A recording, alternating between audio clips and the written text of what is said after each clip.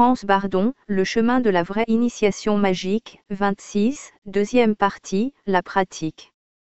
Cours en 10 degrés théorie et pratique, degré 9, volet 4.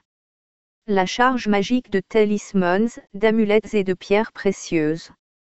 La croyance aux talismans, aux amulettes et aux pierres précieuses remonte aux temps les plus anciens et à sa source dans le fétichisme qui, aujourd'hui encore, est répandu chez les peuples primitifs.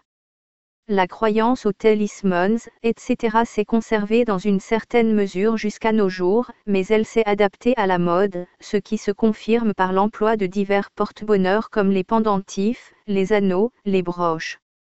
Surtout les pierres zodiacales sont particulièrement en faveur. Si l'idée des talismans ne renfermait rien de vrai et peut-être aussi rien de magique, la pensée et la croyance aux talismans auraient déjà depuis longtemps disparu du monde spirituel. Notre tâche consiste à lever le voile et à apprendre à séparer le bon grain de l'ivraie. Un talisman, une amulette ou n'importe quelle pierre zodiacale a pour but de fortifier, d'augmenter et de maintenir la foi, la confiance de la personne qui le porte. En consacrant une plus grande attention au talisman, le subconscient de son porteur est influencé dans le sens désiré par l'autosuggestion, et, suivant les dons, divers effets peuvent être obtenus. Lorsqu'un homme, qui n'a que des dispositions pour le matérialisme, un froid scientifique, condamne une telle foi, s'en moque, la critique et attribue des choses semblables à la superstition, il n'y a pas à s'en étonner. Le véritable mage a une connaissance exacte de ces choses et ne se contentera pas de porter un talisman seulement en vue de l'augmentation de sa foi et de sa confiance, mais il essayera de découvrir le rapport entre les lois et les talismans. Il sait que les talismans qui ne doivent leur efficacité qu'à la foi, sont sans effet sur un incrédule ou sur un homme méfiant, c'est pourquoi il va quelque peu plus loin dans l'étude de cette science et de ses lois. Avant d'analyser ce sujet, nous voulons encore apprendre à connaître les différences. Pour le mage, le talisman n'est rien de plus qu'un instrument, un support, une chose matérielle dans laquelle il fixe, projette sa force, son motif, son fluide. La forme, soit un anneau, un pendentif, une broche, et la valeur matérielle sont secondaires. Il ne tient compte ni de la mode, ni du prestige. C'est pour lui un objet à l'aide duquel il crée, par la projection de ses forces, des causes qui doivent réaliser l'effet désiré, sans prendre en considération la foi ou l'incrédulité du porteur. Un pentacle est déjà au contraire un objet spécifique, un talisman, qui est en harmonie avec les lois d'analogie de l'effet, de la force, de la faculté et de la cause désirée. Lors de sa fabrication et de sa charge, le mage doit tenir compte des lois d'analogie concernées. Pour établir le contact avec des esprits des mondes supérieurs, qu'il s'agisse d'esprits bons ou mauvais, d'intelligence, de génies ou de démons, le mage préférera le pentacle au talisman. Une amulette, par contre, est un nom divin, un saint vers de la Bible, un mantram, c'est-à-dire une phrase qui exprime l'adoration pour une divinité, écrit sur parchemin vierge ou papier parchemin. Le port de diverses plantes magiques, comme la mandragore, etc., qui doivent assurer une protection déterminée ou produire d'autres effets réels, appartient aussi à la catégorie des amulettes. À cela on peut encore ajouter le port de condensateurs fluidiques solides ou liquides ou de papier buvard imbibé avec un condensateur fluidique, ainsi que la magnétite et les petits aimants artificiels en forme de fer à cheval.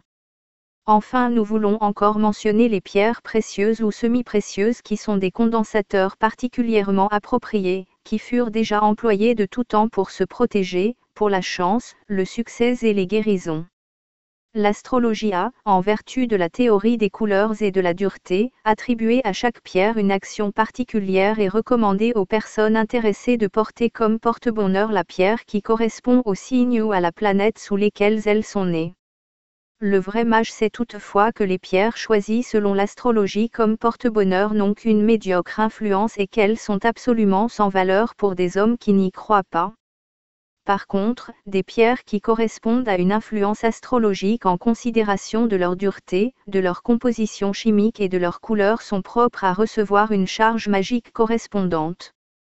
Le mage peut, pour autant que cela soit possible, tenir compte des méthodes astrologiques, mais il ne dépend aucunement d'elles. Il peut, si cela lui paraît souhaitable, charger magiquement chaque pierre, également celles qui ne sont pas favorables selon l'astrologie, si fortement que des effets seront obtenus, que la personne y croit ou non, les effets que le mage commande se manifesteront toujours. Ainsi nous avons appris à connaître les diverses sortes de talismans, d'amulettes, de pentacles et de pierres précieuses et leurs différences, et nous voulons encore parler des différentes charges. Il y en a de 10 sortes, ce sont 1. La charge par la seule volonté en liaison avec l'imagination. 2. La charge par l'accumulation de force vitale et l'imprégnation de désirs dont le temps et le but sont assignés. 3. La charge par l'assignation d'élémentaux, d'élémentaires, d'esprits qui ont à accomplir l'action désirée. 4. La charge au moyen de rituels individuels ou traditionnels. 5. La charge par les formules magiques, les mantrans, les tantras, etc. 6. Les charges par les accumulations des éléments.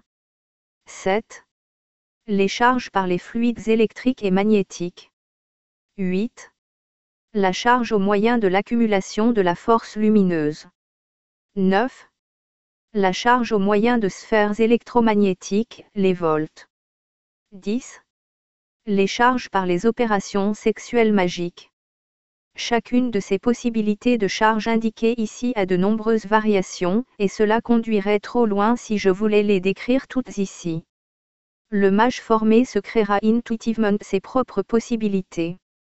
Les 10 indiquées ici doivent servir seulement de règles, et je ne veux décrire par conséquent que très brièvement les différentes sortes de charges. 1. La charge par la seule volonté en liaison avec l'imagination. Celle-ci est la méthode la plus simple et la plus facile, et l'action dépend de la force de la volonté et de l'imagination du mage. Tout talisman, toute pierre, tout pentacle, à l'exception des amulettes en papier et en parchemin, doit être, avant que la charge magique soit effectuée, libéré du fluide qui lui est inhérent, c'est-à-dire, défluidisé. Cela se fait le mieux et le plus efficacement par la magie de l'eau. Prenez un verre d'eau froide et fraîche dans lequel vous plongez le talisman. Ce faisant, concentrez-vous de sorte que l'eau enlève toutes les mauvaises influences. Persévérez longtemps dans cette concentration. Après quelques minutes de la concentration la plus intensive, vous devez avoir la certitude que toutes les influences maléfiques ont été absorbées par l'eau et que votre talisman en est libéré. Après cela, vous séchez le talisman et vous pouvez alors être sûr que celui-ci est apte à recevoir votre influence. Vous devez opérer la défluidisation avec tout talisman solide, sans tenir compte de la méthode avec laquelle vous voulez le charger. Ensuite, tenez le talisman par la main et projetez par l'imagination votre désir ou l'action avec foi et confiance. Assignez le temps et le but à l'efficacité de votre désir, soit qu'elle ne doive durer qu'un certain temps ou continuellement, soit que l'action soit valable pour une personne déterminée ou pour tous ceux qui devraient porter le talisman. Vous chargez dans la forme du présent, ou vous imaginez que l'effet souhaité agit déjà. Vous pouvez augmenter la tension du désir concentré par des répétitions fréquentes de la charge, par quoi le rayonnement du talisman devient plus intensif et plus pénétrant. Lors de la concentration, transposez le sentiment que l'efficacité du talisman continue à se manifester encore et qu'elle se renforce automatiquement aussi lorsque vous n'y pensez plus et, s'il est destiné à quelqu'un d'autre, que cela soit également valable pour celui-ci. Si vous avez chargé le talisman à bon escient et consciencieusement de toutes vos forces, il est prêt à l'emploi. 2. La charge par l'accumulation de force vitale et l'imprégnation de désirs dont le temps et le but sont assignés. Le talisman à charger est aussi défluidisé, de la manière décrite pour la charge 1. Si c'est un talisman que vous voulez utiliser pour vous-même, vous devez alors effectuer dans votre propre corps l'accumulation de la force vitale, voire l'introduction du degré 3. Avez-vous chargé votre corps de force vitale de manière expansive, amenez-la par la main droite dans votre talisman et pressez la force vitale accumulée de façon qu'elle prenne toute la forme du talisman, de l'amulette ou de la pierre. Ce faisant, vous devez vous représenter que le talisman absorbe la force vitale comme une pompe et qu'il la garde aussi longtemps que vous le désirez. Vous devez travailler avec la conviction qu'avec le temps et par le port ou l'emploi du talisman l'effet ne diminue pas, mais qu'il devient de plus en plus fort. La force vitale, absorbée par le talisman et comprimée au point de paraître blanche comme de la neige, est semblable à un soleil brillant. L'imagination doit atteindre ce degré. Vous transposez le désir concernant l'action du talisman immédiatement lors de l'accumulation de la force vitale dans votre corps. La durée de l'action peut aussi être fixée, après coup, à l'aide de l'imagination. Cela doit être formulé au présent, donc exprimer la conviction intime que le talisman a une pleine efficacité aussitôt après la charge. On ne doit pas choisir plusieurs désirs et surtout pas des contraires pour un talisman. La charge la plus efficace est celle qui n'a qu'un désir comme objet. Que l'on ne choisisse en outre toujours que des désirs qui sont du domaine des possibilités et que l'on évite les charges fantastiques qui ne sont pas réalisables. Ce précepte est valable pour toutes les formes de talismans et toutes les espèces de charges. De quelle manière expansive agit la charge, cela peut être le mieux prouvé au moyen d'un pendule sidéral. Si l'on charge un talisman pour une autre personne, la force vitale accumulée ne doit pas alors être amenée par son propre corps, mais elle doit être condensée directement de l'univers et dirigée dans le talisman à l'aide de l'imagination. Toutes les autres mesures sont les mêmes. 3. La charge par l'assignation d'élémentaux, d'élémentaires, d'esprits qui accomplissent l'action désirée. Au sujet de la création d'élémentaux et d'élémentaires, j'ai déjà écrit au degré précédent. Un élémental ou un élémentaire peut être aussi attaché à un talisman, un pentacle, une amulette ou une pierre. L'assignation se fait par un mot que l'on choisit soi-même, un rituel assorti spécialement ou un geste au moyen de l'imagination. Il suffit alors simplement d'exécuter le geste, le rituel ou de prononcer le mot ou la formule choisie préalablement. Le mage saura bien à quel moment un élémental ou un élémentaire peut être assigné dans un talisman. Il emploiera certainement des élémentaux pour l'influence de la sphère mentale, des élémentaires, par contre, pour l'obtention d'effets astraux ou matériels. Il est aussi possible d'assigner des esprits par le même procédé dans un talisman pour des effets déterminés, ce que tout mage qui a travaillé consciencieusement à sa formation parvient à réaliser aisément. Il peut établir le contact par la pratique du commerce passif, en outre par le miroir magique ou en se mettant en transe dans l'akasha. Pour cela, aucune autre indication n'est requise, et le mage doit savoir lui-même de quelle manière il va procéder et ce qu'il a à faire. 4. La charge par des rituels individuels ou traditionnels. Celle-ci, le plus souvent, est pratiquée de préférence par des mages orientaux qui sont dotés d'une extraordinaire patience, qui est justement nécessaire pour cette sorte de charge. Le mage oriental fait avec la main, avec les doigts ou aussi avec un doigt seulement, tout à fait individuellement, un signe déterminé de son choix sur le talisman ou fait avec lui le signe directement dans l'espace. Ce faisant, il se concentre sur l'effet désiré que le talisman doit avoir. Il répète cette expérience plusieurs fois quotidiennement et il se crée par la longue répétition une très forte batterie, un volt, dans l'akasha, qui produit ensuite l'effet désiré. Si par la longue répétition de l'expérience le volt magique est devenu aussi fort, il suffit d'exécuter le rituel ou le signe avec le talisman concerné ou sur celui-ci, ce qui peut même se faire sans l'imagination et sans effort de l'esprit, et l'effet désiré se déclenche. Un mage versé dans la Kabbale sait qu'il avait chargé rituellement dans l'akasha sa propre batterie de cette manière 462 fois conformément au nombre kabbalistique, donc durant 462 jours, afin que son rituel puisse agir automatiquement. Cette charge est exécutable sans effort, mais de très longue durée, et un mage européen n'aura rarement cette patience, étant donné qu'il peut obtenir bien plus rapidement le même effet à l'aide d'une autre méthode indiquée ici. La charge par un rituel traditionnel est plus facile et n'exige que quelques réitérations pour établir le contact, l'effet est alors extraordinaire, confinant au miracle. Toutefois, de semblables rituels de charge traditionnels sont des secrets de loge, de société, de secte, de monastère que je ne dois pas non plus trahir. Un mage bien exercé à la voyance pourrait, il est vrai, découvrir facilement ces secrets, mais il courait le danger d'être bientôt découvert. Et les mages orientaux, qui gardant leur rituel sous le sceau du secret, agiraient sans pitié par la magie contre celui qui s'en empare sans permission.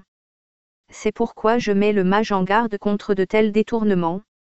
Habituellement, ce sont des gestes avec lesquels les signes secrets de différentes divinités, les Ishtadevata, sont exécutés sur le talisman, comme je l'ai décrit pour le rituel individuel.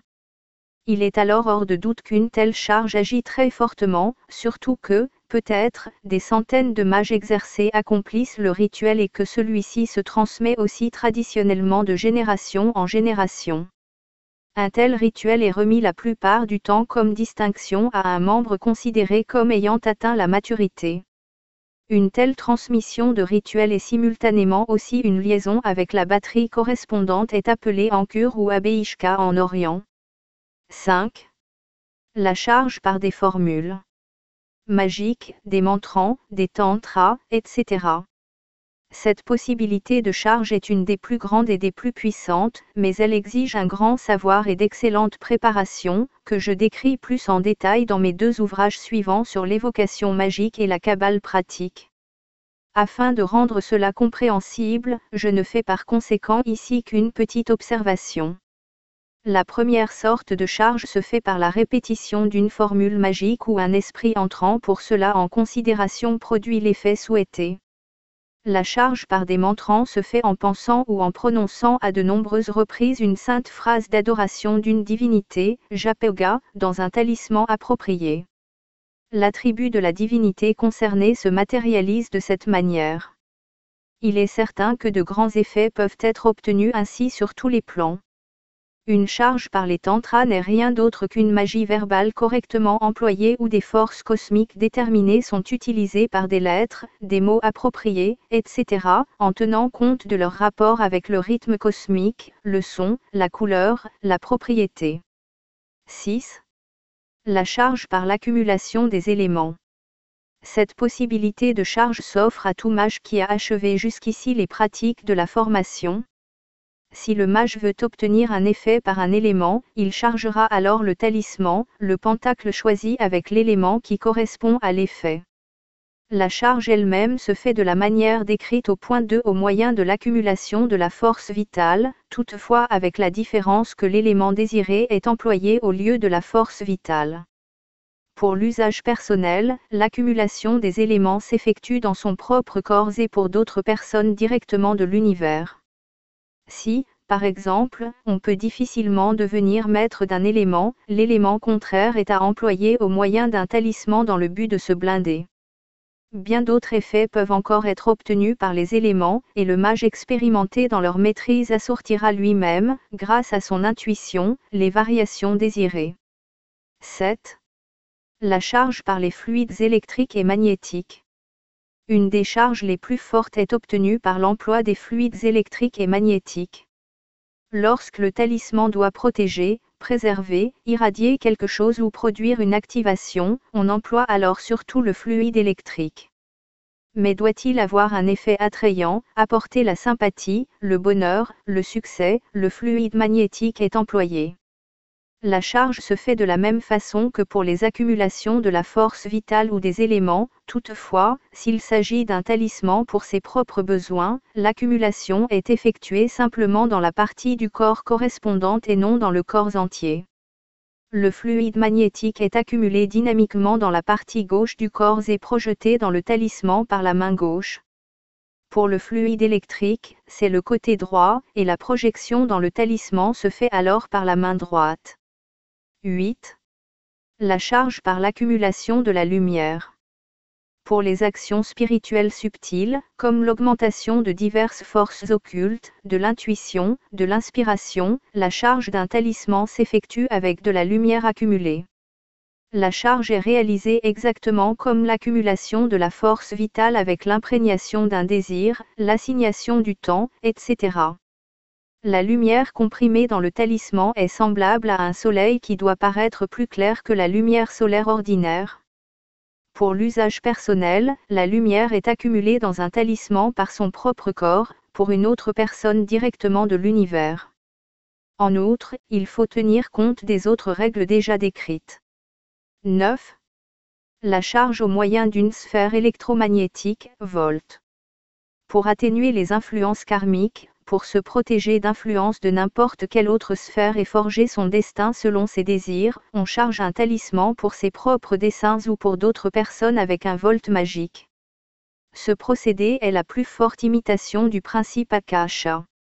Et seul un mage qui aspire à atteindre le but suprême, l'union avec Dieu, doit se servir de cette sorte de charge, afin de ne pas se rendre coupable d'une intervention dans l'Akasha. Comme nous l'avons déjà dit à plusieurs reprises, tout a été créé par les deux fluides au moyen des 4 éléments. Selon une loi universelle, le fluide électrique est toujours au centre. À la périphérie du fluide électrique où l'expansion cesse, le fluide magnétique commence à agir et il est ici le plus faible. Du foyer ou du centre jusqu'à la périphérie du fluide électrique, il y a exactement la même distance que du commencement du fluide magnétique à la limite de sa périphérie où l'attraction magnétique est la plus forte. Cette loi est valable aussi bien en petit qu'en grand, donc dans le microcosme comme dans le macrocosme. Lors de la charge avec un volt ou lors de la formation d'un volt, il faut tenir compte de cette loi. Si vous voulez charger avec un volt un talisman, un pentacle ou une pierre pour vos propres desseins, procédez comme suit, accumulez dynamiquement, de toutes vos forces, le fluide électrique dans la partie droite de votre corps. Projetez par la main et enfin par l'index le fluide électrique accumulé de façon qu'il devienne une puissante étincelle électrique que vous logez à l'aide de l'imagination exactement au centre de votre talisman. L'étincelle électrique comprimée doit apparaître directement incandescente. Ensuite procédez de la même manière avec le fluide magnétique et amenez-le dans l'index de la main gauche et de là devant vous de manière que l'étincelle sphérique électrique soit si fortement enveloppée par le fluide magnétique qu'elle soit invisible en imagination. Imaginez le fluide magnétique compressé de couleur bleue. Si vous y êtes parvenu, il ne doit vous rester en imagination qu'une petite sphère bleue qui embrasse toute la forme du talisman. Votre volt est ainsi fabriqué, et dès que le fluide électrique rayonne dans celui-ci et le fluide magnétique à l'extérieur, imprégnez la sphère, c'est-à-dire le volt achevé, de votre désir et assignez un temps à l'action. Veut-on ensuite intensifier une fois la charge, ce qui est cependant à peine nécessaire, il suffit alors de condenser le fluide magnétique et le fluide électrique qui se trouve à l'intérieur s'intensifie automatiquement. Un volt semblable a un effet magique si puissant qu'il peut même changer le karma à volonté. Un mage qui réalise cela n'est plus soumis au karma habituel, seule la divine providence règne encore sur lui. Lorsqu'un mage charge un talisman avec un volt pour une autre personne, il doit alors effectuer la charge par le même procédé, cependant il ne prend pas les fluides électriques et magnétiques dans son corps, mais directement dans l'univers. Le mage ne doit effectuer la charge d'un volt pour une autre personne qu'au pis-aller, car il doit avoir la certitude que la personne en question a réellement de hauts idéaux, qu'elle suit la formation avec de bonnes intentions et qu'elle est seulement poursuivie par le karma, donc qu'elle est, comme on dit familièrement, un dévénard. Le mage pourra se rendre compte de tout cela par la voyance, et son intuition l'inspirera toujours correctement quant à savoir s'il doit et s'il lui est permis de faire cela ou non. Ici, le mage est alors en somme lui-même responsable. Un tel volt magique est-il projeté sur un petit aimant en forme de fer à cheval, de façon que la sphère enveloppe tout l'aimant, le Thomas le plus incrédule pourrait se convaincre par lui-même de l'énorme effet de ce volt. 10. La charge par une opération sexuelle magique. Il y a encore une autre sorte de charge, au sujet de laquelle je ne veux faire ici qu'une simple remarque. Pour des motifs éthiques, je m'abstiens cependant de faire une description détaillée de la pratique. Le mage qui médite découvrira lui-même la vraie pratique, mais il s'abstiendra aussi de travailler avec elle, surtout qu'il a appris à connaître entre-temps tant d'autres possibilités de charge. Seul un mage de très haute moralité pourrait s'essayer à la pratique, étant donné qu'au pur tout demeure en effet pur. Un homme immoral pourrait, par ses pratiques, faire plus de mal que de bien. Pour le moins, on commettrait avec cela beaucoup d'excès et on abuserait de forces supérieures telles que celles de l'amour. C'est pourquoi je ne fais qu'une courte allusion au principe sur lequel repose cette possibilité de charge. Avant tout, des préparations déterminées sont nécessaires, sans lesquelles l'opération ne pourrait réussir. Une opération sexuelle magique, effectuée dans tel ou tel but, est un acte sacré, une prière où l'acte procréateur de l'amour est copié. Tout ce qui fut créé dans l'univers le fut par l'acte de l'amour. La magie sexuelle est fondée sur cette loi universelle. En ceci, on agit bien entendu avec une partenaire animée de mêmes sentiments, pour le mieux avec une partenaire également exercée à la magie. L'homme, donc le mage, représente le principe actif, créateur, et la femme mage, le principe passif, producteur. La femme mage, la partenaire, exercée à la maîtrise des fluides électriques et magnétiques doit inverser ses pôles, de sorte que sa tête devient magnétique et les organes sexuels électriques. Pour l'homme, c'est l'inverse, la tête doit être le pôle magnétique et les organes sexuels l'électrique. Lors de l'union naît une très forte tension bipolaire, ce qui produit un énorme effet. Lors de cet acte sexuel, une nouvelle vie n'est pas engendrée, mais la cause désirée, ainsi que son effet.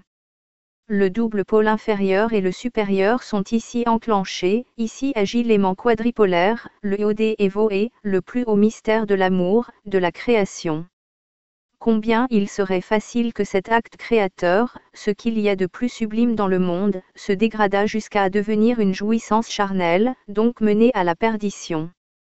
L'expulsion d'Adam et Ève du paradis terrestre trouve en cela son suprême symbole. Le mage qui se risque à la plus élevée de toutes les pratiques, doit maîtriser absolument les courants supérieurs et inférieurs pour les transférer, en vue d'une éventuelle charge, dans la pierre, donc dans son talisman. Si l'on profanait cet acte sacré par la jouissance charnelle, au mage serait réservé le même sort qu'à Adam et Ève qui ne devaient plus jouir des fruits du paradis. Le mage intuitif comprendra facilement combien ce symbole est grand et jugera qu'il est justifié que je garde un profond silence sur ce sublime mystère. La réalisation d'un désir dans l'akasha par les sphères électromagnétiques. Lors de la charge de Talismans, j'ai décrit la création d'un volt au moyen du fluide électromagnétique.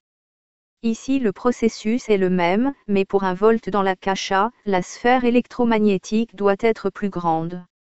Voici la pratique. Accumulez dans la partie droite de votre corps de toutes vos forces le fluide électrique et projetez-le à l'extérieur par la paume de la main droite et formez avec ce fluide électrique à l'aide de l'imagination une sphère que vous faites planer librement en l'air. Cette projection ne passe donc pas par l'index, mais directement par la paume de la main droite. La sphère ignée, qui doit être incandescente par la compression du fluide électrique, est intensifiée dynamiquement par une fréquente accumulation en elle du fluide électrique, par la projection réitérée, et agrandie par la charge répétée. L'accumulation et dynamisation est effectuée souvent jusqu'à ce que la sphère atteigne 1 mètre de diamètre. Réalisez le même processus avec le fluide magnétique et commencez à projeter en dehors le fluide magnétique accumulé par la paume de la main gauche en enveloppant de fluide magnétique couche après couche la sphère électrique. Par la réitération fréquente de l'accumulation du fluide magnétique et de sa projection, l'enveloppe se condense et s'agrandit de plus en plus jusqu'à ce que la sphère entière atteigne environ 2 mètres de diamètre. Le volt électromagnétique est alors terminé. Le mage élabore-t-il un volt semblable pour une autre personne, les fluides électriques et magnétiques doivent alors être pris directement dans l'univers. Si un tel volt électromagnétique a été préparé avec une foi et une volonté ferme, le mage imprègne ce volt, le plus puissant accumulateur magique, par la concentration convenable d'un désir. Il crée au moyen de l'imagination le motif désiré que le volt doit produire. Enfin, lorsque le mage a aussi assigné le temps à son volt magique, il le lance alors en imagination de manière presque extatique dans l'univers infini, dans le macrocosme, dans le monde des causes, donc dans l'akasha. Il coupe en pensée la liaison avec son volt en cessant subitement, lors du lancement, d'y penser, en l'oubliant intentionnellement et en se tournant vers d'autres choses. Cette charge de volt indiquée ici est une des plus puissantes opérations que le mage puisse effectuer à ce présent degré de sa formation, car par ce moyen il est devenu aussi bien maître de lui-même que d'autrui. La cause qui l'a transposé dans son volt dans l'akasha exercera son effet, que ce soit dans la zone mentale, dans l'astral ou la matérielle. Le mage saura apprécier comme il se doit cette immense possibilité pleine de responsabilités et ne cherchera à atteindre que des buts élevés et nobles pour lui et ses semblables, pour lesquels il se risque à cette opération. Le mage, qui a parcouru jusqu'ici le chemin difficile, a tellement égalisé son karma par des exercices exigeant des efforts, qui étaient plus qu'une ascèse, qu'il ne peut plus avoir prise sur lui. Le mage ne subit plus les influences habituelles du destin, il est devenu le maître de son destin et seule la divine providence, sous son plus haut aspect, peut influencer sa volonté.